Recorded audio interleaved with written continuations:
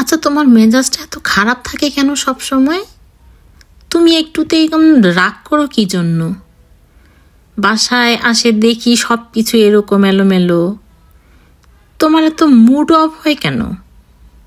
এই কথাগুলো আমরা মেয়েরা কিন্তু প্রায় শুনি সংসার জীবনে, তাই না? কিন্তু এই যে তার পিছনে যে কাহিনীগুলো, এগুলো কিন্তু আসলে কেউ চোখে দেখে না।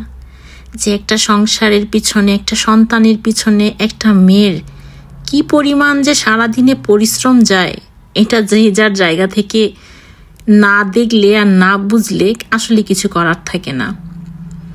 যার উপর দিয়ে এই পরিস্থিতি যায় সেই বলতে পারে যে কি যায়, সারাটা দিন কি পরিশ্রম করতে হয়।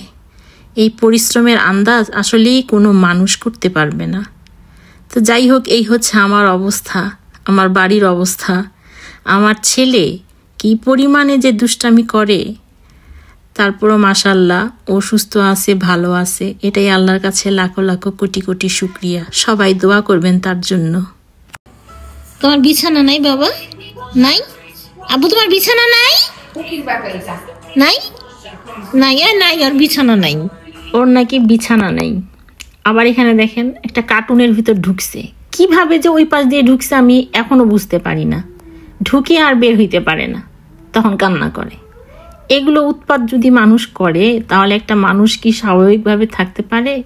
5টা মিনিট ওর কাছ থেকে ব্রেক নেওয়া যায় না। মানে এমন অবস্থা, এমন জ্বালায় আল্লাহ, দেখেন কি অবস্থা।